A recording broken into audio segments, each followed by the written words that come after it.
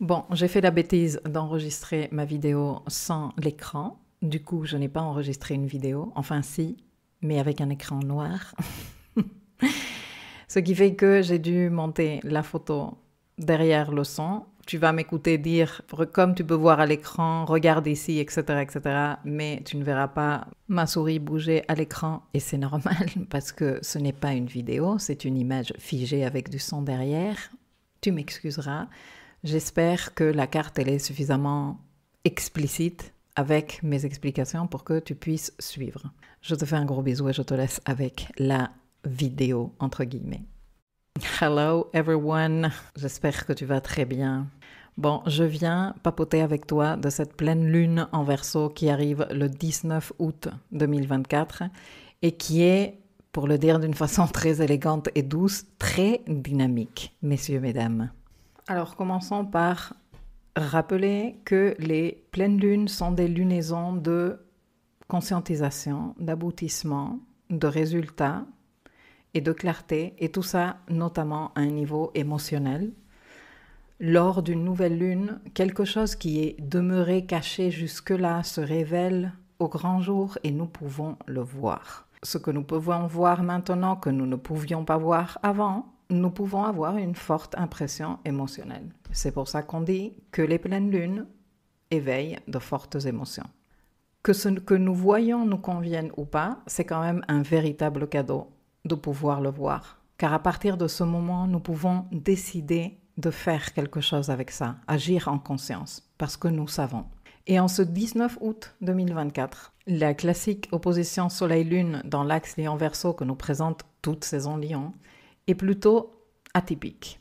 La Lune est illuminée de plein fouet par la lumière solaire en face, sauf qu'ici, en 2024, dans le cœur du Soleil se trouve Mercure, ce qui donne une valeur toute spéciale à cette lunaison et nous indique en même temps que les informations qu'elle va nous livrer, qui nous seront de toute évidence précieuses pour continuer à progresser dans la résolution de la crise Lion, cette crise qu'a déclenché le voyage de Vénus en Lion, et qui a pris une autre tournure depuis la nouvelle lune en Lion, que nous avons eue 15 jours avant la pleine lune, le 4 août pour être plus précis. Ces informations que va nous livrer cette pleine lune ne seront pas compréhensibles tout de suite, car la valeur qu'elles ont est reliée au processus mercurien et que Mercure est ici à peine en conjonction inférieure. Il est en train de démarrer un cycle dans le cœur du Soleil.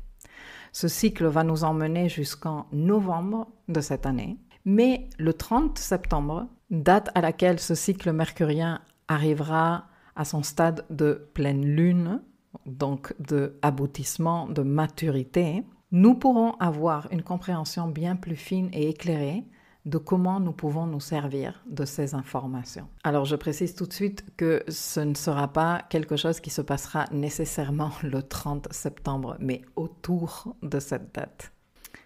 Maintenant, comme nous savons que le 30 septembre, la conjonction supérieure se fera en conjonction au nœud sud et à Lilith. Enfin, peut-être toi tu ne le savais pas, mais moi je suis allée regarder pour pouvoir te le raconter. Nous savons que dans ce processus mercurien dans lequel nous sommes, il va falloir faire du ménage niveau ombre-balance. Et l'ombre-balance, et le ménage que nous sommes en train de faire dans ce sens-là, fait partie en ce moment de la mission évolutive karmique collective.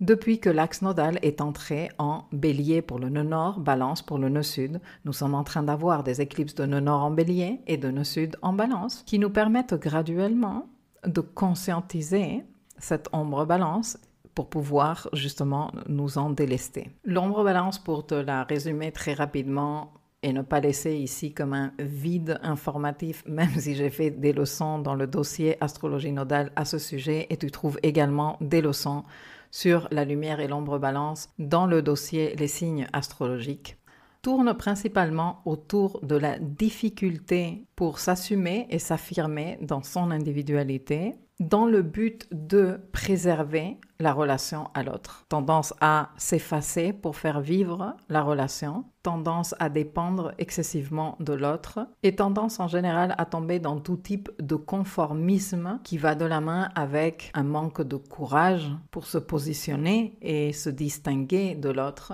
Et par extension aussi, une grande difficulté pour poser des limites. Délimiter qui est l'autre, qui suis-je, où s'arrête le nous pour que les je puissent avoir chacun leur place. Cette ombre balance est à l'origine de nombreux déséquilibres à un niveau relationnel et par extension à un niveau social également. Et parce que le cycle que Mercure est en train de démarrer dans le cœur du Soleil au moment où se tient cette pleine lune, parce que franchement la conjonction inférieure Mercure-Soleil se tient très tôt dans la journée du 19 août et quelques heures plus tard se perfectionne la pleine lune. Nous sommes vraiment dans une configuration de simultanéité. Ce cycle que Mercure démarre avec le Soleil sur un point qui est très en lien également avec le parcours de rétrogradation de Vénus en Lion. Quand Vénus a démarré le voyage en Lion présent l'année dernière, en juillet-août de l'année dernière, 2023, elle a rétrogradé entre les degrés 12 et 26 Lion. Nous avons eu une nouvelle lune, je te le racontais dans la capsule de la nouvelle lune, à 12 degrés Lion. Et là, nous avons une conjonction inférieure Mercure-Soleil à 26 degrés Lion. Encore un point en lien avec le voyage de Vénus en Lion. Et cette crise qui s'est déclenchée en Lion en août de l'année dernière. Une crise qui est tellement parlante de ce moment que nous sommes tous en train de vivre de manière collective et toutes les réflexions philosophiques que je partageais avec toi dans l'agenda astro de la saison Lion et aussi dans la capsule que j'ai faite sur la nouvelle lune en Lion et qui sont en lien avec la créativité, l'authenticité, la force créatrice et surtout le talent parce que cet axe Lion-Verseau est considéré et appelé l'axe du talent. En Lion, on crée ce qui fait vibrer notre cœur et en Verseau, on le partage avec les autres et du coup notre création arrête de nous appartenir. Elle nous appartient en Lion, en Verseau, elle ne nous appartient plus, elle appartient au collectif. Et j'avais pensé à te donner l'exemple de l'écrivain qui écrit un livre ou du journaliste qui écrit un article et qui le livre et après cet article ne lui appartient plus. Ce livre n'appartient plus à cet écrivain parce que le collectif se l'approprie.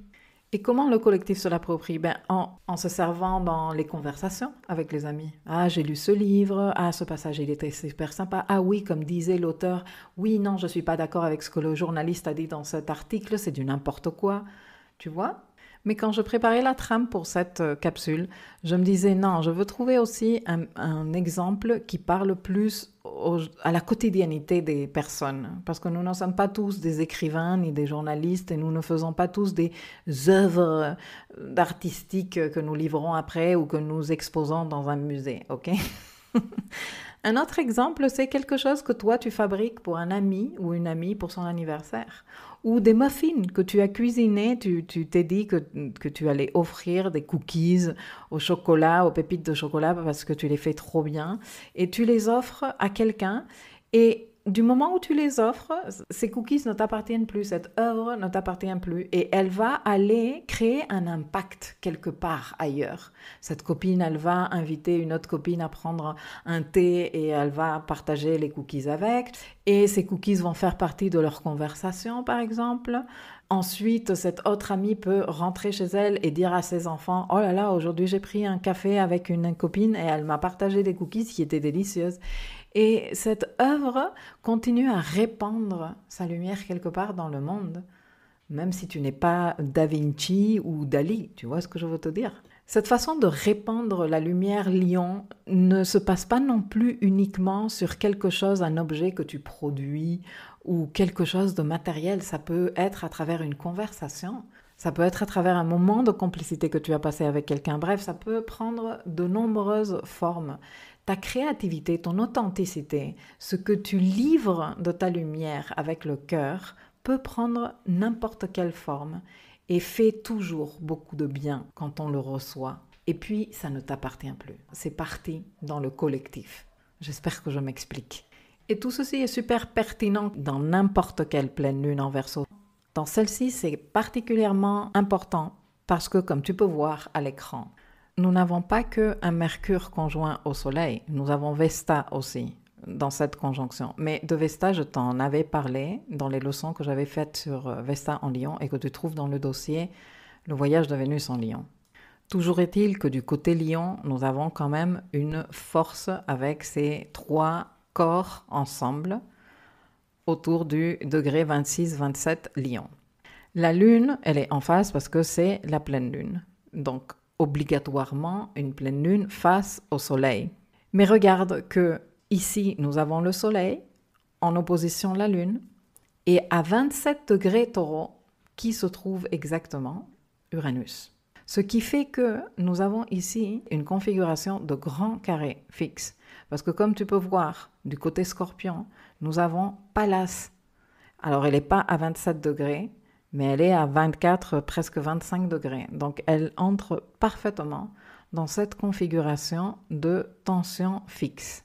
Ceci a plusieurs effets, mais déjà, un des effets, c'est de stresser la Lune. Et je n'ai pas encore fini. D'ailleurs, je ne t'ai pas expliqué pourquoi le thème que tu vois à l'écran est fait pour Magadan en Russie, mais il y a une raison que je vais t'expliquer tout de suite. Il s'avère que nous avons à nouveau une configuration de iode comme pour la nouvelle lune en Lion que je t'avais expliqué dans la nouvelle lune en Lion. C'est exactement le même principe, donc je vais l'aborder très rapidement ici.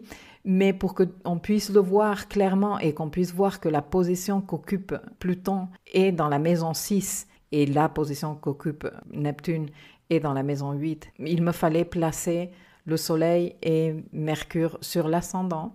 Et en regardant les lignes astrocartographiques pour cette pleine lune, c'est la seule ville que j'ai trouvée où la ligne du Soleil à l'ascendant passait. Ceci explique cela. Maintenant, on va revenir sur ce point, mais je voulais t'expliquer pourquoi.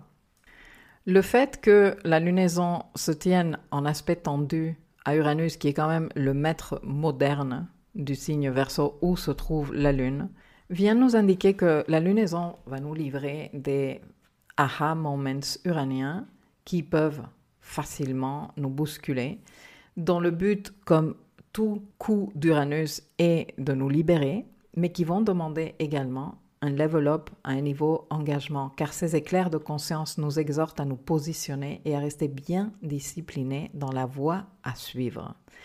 Et ceci est à nouveau en lien avec les thématiques Lion et avec la conjonction Mars-Jupiter en Gémeaux, qui est toujours dans cette carte au carré de Saturne. Et pour rappel, dans le dossier Life Mapping, je t'ai glissé une leçon sur le carré Jupiter-Saturne, les carrés, parce que nous allons en avoir 3 entre août 2024 et juin 2025. Et je t'ai expliqué les caractéristiques de chacun des 3 carrés, parce que les 2 premiers se tiennent en signe mutable. Ce qui a pour effet de générer pas mal d'agitation et de nervosité. Donc tu vois ici, tu as Jupiter conjoint à Mars au carré de Saturne. Pendant que nous avons tout ce grand carré fixe qui crée également beaucoup de résistance. Donc d'un côté, nous pouvons être très emballés avec Jupiter conjoint à Mars, conjoint à l'astéroïde Phaéton. Un astéroïde, il a une histoire super intéressante, mais je ne te la raconte pas ici parce que sinon je ne m'en sors pas. Juste sache que son effet est comme mettre de l'huile sur le feu, Mars-Jupiter en Gémeaux, comme si ce n'était pas suffisamment emballé comme ça. Alors après, cet emballement est bien bridé par Saturne, mais comme je t'explique dans la leçon que j'ai faite sur les carrés Jupiter-Saturne, c'est Jupiter qui l'emporte dans ce premier carré, donc voilà. Et ensuite, nous avons ce grand carré fixe qui se fait entre la conjonction Soleil, Vesta, Mercure, l'opposition à la Lune et les carrés de Pallas à la pleine Lune, d'Uranus à la pleine Lune. Et ce grand carré fixe qui crée beaucoup de tension, mais dans la tendance à l'immobilisme, à s'entêter, à dire non, maintenant je ne bouge pas, malgré les informations que je suis en train de recevoir et les faits qu'elles me font. Parce que la Lune, elle est sous pression. Et la Lune en Verseau, sous pression, elle a tendance à suranalyser, à surintellectualiser et à vivre Tout ceci avec beaucoup de nervosité mentale ou d'anxiété. Et quand j'étais en train d'étudier cette carte, ça me faisait penser trop à une grosse bagnole avec un gros moteur en train de faire des accélérations, mais le frein à main. Tu vois? Et en fait, tu ne fais que user tes roues et déglinguer ton moteur quand tu fais ça. Tu ne vas pas nécessairement nulle part. Tu ne fais que épuiser tes ressources. Et c'est vraiment tout ce que ce carré Mars-Jupiter versus Saturne implique. Maintenant, abordons le iode, parce que le iode, il est super intéressant. Figure-toi que ce iode n'est pas juste un simple iode, mais un iode boomerang, comme je te l'avais expliqué dans la leçon sur Chiron et l'éclipse en Bélier. Nous avons d'un côté le sextile entre Pluton et Neptune, et les ajustements de type physique, de type maison 6 que Pluton demande, et les ajustements de type psychologique, de type maison 8 que Neptune demande. Je ne vais pas revenir dessus parce que j'ai déjà abordé ceci dans la capsule de la nouvelle lune, et c'est plutôt clair d'après moi. Lors de la nouvelle lune en Lion, c'était Vénus qui était à l'apex de ce iode. C'était Vénus qui était en aspect inconfortable à Pluton et en aspect inconfortable à Neptune. Et face à Vénus, dans le point en face, nous n'avions rien du tout. Cette fois-ci, nous avons Mercure, le Soleil et Vesta en apex, dans le point de tension maximale de ce iode. Et dans le point de libération, comme on l'appelle en astrologie, se trouve la Lune. Ce qui rajoute encore une force de tension sur cette Lune. C'est elle qui va être quelque part en train de canaliser toute cette tension. Et la Lune, c'est bien connu maintenant par nous étudiants de l'astrologie, elle ne canalise pas nécessairement. Ou pour qu'une Lune canalise, il doit y avoir un travail de maturité en amont, plusieurs années en amont, assez intéressant. La Lune, normalement, qu'est-ce qu'elle fait? Elle déborde. Chaque Lune déborde à son style. Et le débordement lunaire nous montre l'ombre du signe en question. Et ici, elle est en Verseau. Et la Lune en Verseau a du mal avec l'individualité. La Lune en Verseau, dans son côté très maladroit, oublie que chaque individu a une responsabilité personnelle. Et quand je parle de responsabilité, je parle de capacité de répondre, de responsabilité, de capacité pour se présenter, pour s'assumer, pour s'affirmer, pour se montrer tel qu'on est et assumer les conséquences qui vont avec. La Lune en Verseau sous tension ne veut rien savoir de tout ça. Elle veut juste se fondre dans la masse et elle veut juste appartenir au groupe. Elle veut se réunir avec le groupe et parler peut-être de grandes idées utopiques qui n'aboutissent à rien et qui terminent en critiquer les gouvernements et parler de cette société, critiquer la société, en perdant de vue que la société, c'est chacun de nous qui la formons. Cette Lune en Verseau aussi, elle participe à la société et par ses choix crée aussi des tendances. Mais la Lune en Verseau débordée ne veut rien savoir de tout ça, elle ne veut pas écouter ça parce que la seule chose qu'elle veut, c'est être acceptée par le groupe, faire partie du groupe. Et elle est prête à tout pour assurer cette appartenance. Et je ne sais pas toi, mais moi, avec toute cette configuration, le fait que nous sommes en plein voyage de Vénus en Lion, que nous avons cette triple conjonction, Soleil, Vesta, Mercure, pile sur un des points qui font partie du parcours rétrograde de Vénus, et l'opposition à la Lune, dans l'axe du talent, avec une Lune super stressée par toutes ces configurations dynamiques. Pour moi ici c'est tellement clair et ça parle tellement de ce qu'on est en train d'observer en ce moment autour de nous par rapport au talent, par rapport à la créativité, par rapport à ce que veut dire créer, par rapport à la valeur du talent. Et il y a de ça quelques mois, j'écoutais un podcast où on parlait justement de processus créatifs dans le cerveau humain et tout ça. Et une des personnes invitées à ce podcast disait « Non, mais les choses ont changé maintenant. Maintenant, celui qui crée n'a plus le droit de créer ce qu'il veut, ce qui sort de lui. Il est là pour répondre aux exigences des personnes qui consommeront c'est création. Et tu sais quoi? Ça m'a bien bousculé les méninges tout ça. Parce que bon, elle parlait de réseaux sociaux, elle parlait de création de contenu. Aujourd'hui, n'importe qui fait de la création de contenu, entre guillemets. Allumer ta caméra et faire un vlog, c'est de la création de contenu. Et elle disait que bon, que les réseaux, il y avait des tendances et que si les créateurs de contenu voulaient avoir du succès avec ce qu'ils créaient, ils devaient se conformer aux exigences de l'audience. Verso représente l'audience pour Lion. Le conformisme fait partie de l'ombre balance que nous sommes tous en train de travailler avec le nœud sud en balance et les éclipses de nœud sud. Dans cette configuration de pleine lune, tout ceci est impliqué. Quand j'ai écouté ce podcast à l'époque, je te jure que je suis restée plusieurs semaines à réfléchir sur comment je me positionnais par rapport aux propos de cette dame. Parce que si d'un côté je peux comprendre que si quelqu'un te fait une commande de quelque chose que tu vas produire pour cette personne, ben forcément que tu vas considérer les demandes de cette personne. Mais est-ce qu'on peut considérer que ça c'est de la création? Parce que moi, dans ma tête, après plusieurs semaines de réflexion, je suis arrivée à une différence entre créer et exécuter des ordres. Et franchement, je te jure que c'est super intéressant.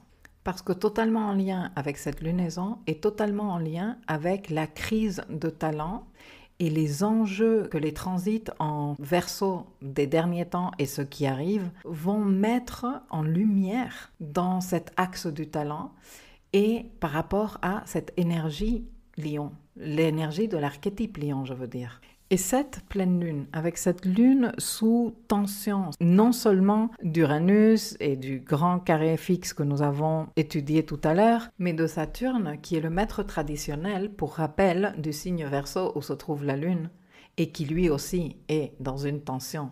Que nous avons ici l'élément perturbateur uranien, nous avons ici l'élément peur saturnine. La peur saturnine, elle est très importante et à considérer dans cette configuration. Nous avons également Pluton dans la combine. Il y a aussi la présence de la peur plutonienne. Et du coup, nous avons ici cette petite lune toute tendue, la lune tendue en Verseau qui dit « moi, je ne peux pas être moi ».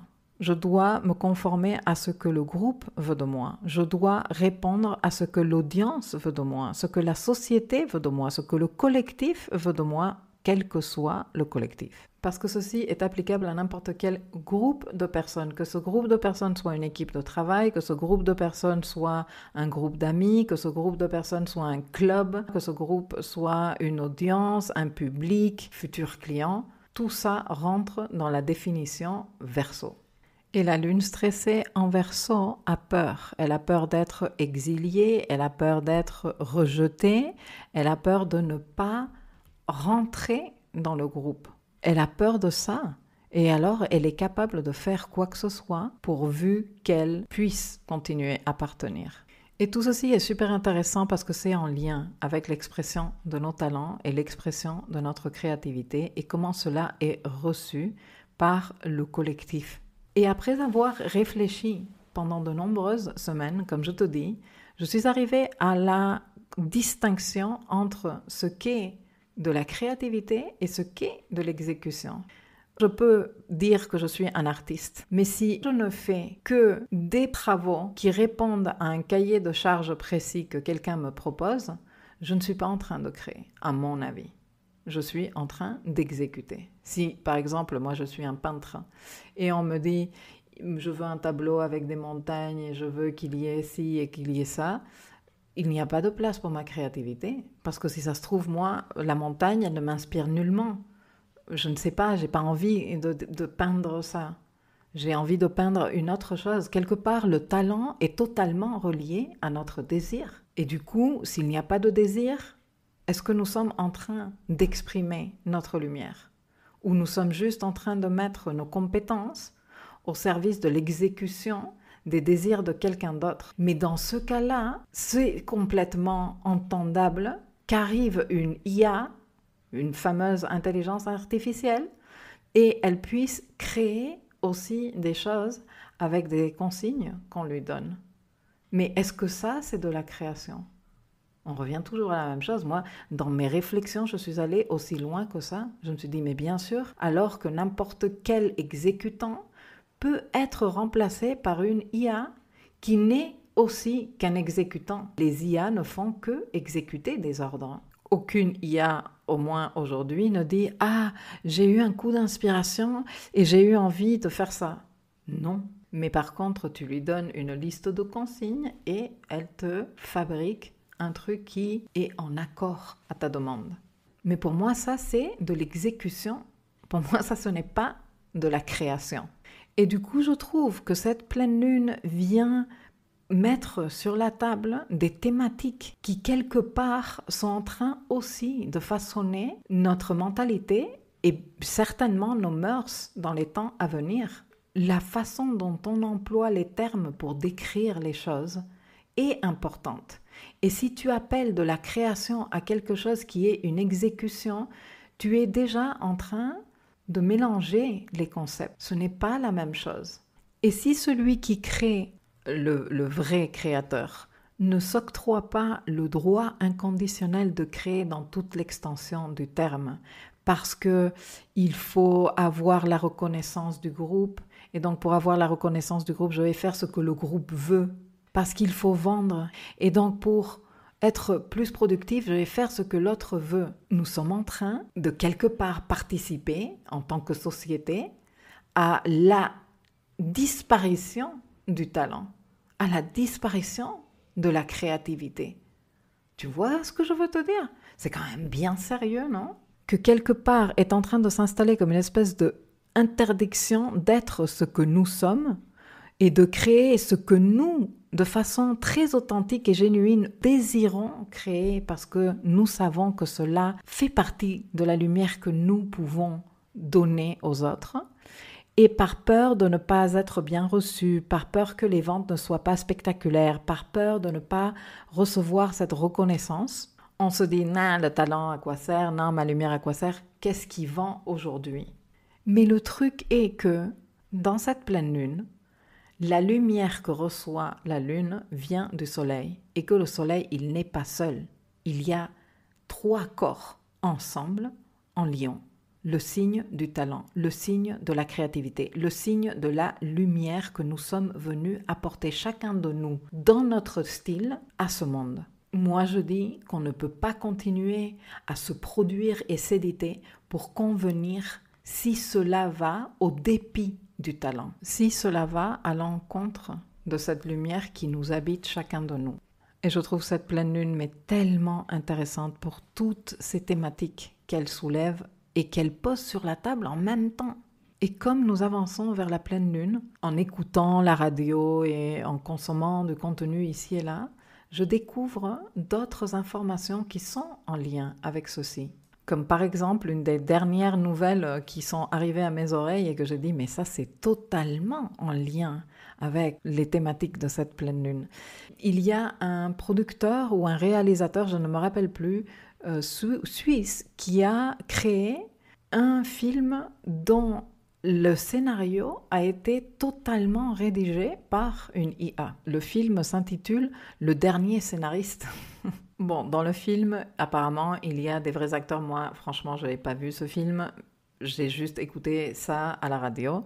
Et la nouvelle est justement qu'une salle de cinéma à Londres, qui s'était engagée à passer ce film à l'écran, a fait marche arrière. Elle a dit non, finalement, le film ne passera pas dans notre salle. Mais ce n'est pas une initiative de la salle de cinéma et plus une réponse de la salle de cinéma à une réaction assez virulente apparemment des clients et des followers de cette salle sur les réseaux sociaux. Les réseaux sociaux sont Verseau aussi.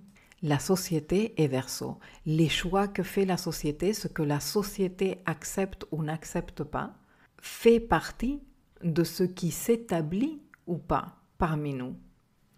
Et tout ceci fait partie des grandes thématiques que soulève cette lunaison et bien d'autres lunaisons que nous aurons dans cet axe du talent dans les années à venir parce que nous allons être concernés par ce genre de réflexion. Et c'est super intéressant pour que chacun de nous puisse faire aussi son positionnement et voir comment évolue tout ça.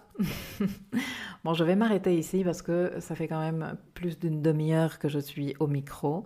J'espère que ces réflexions de pleine lune t'auront été intéressantes, inspirantes ou d'une utilité quelconque.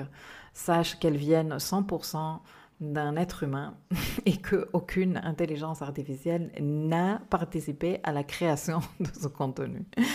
Ceci étant dit, je te souhaite une excellente lunaison et je te dis à très vite.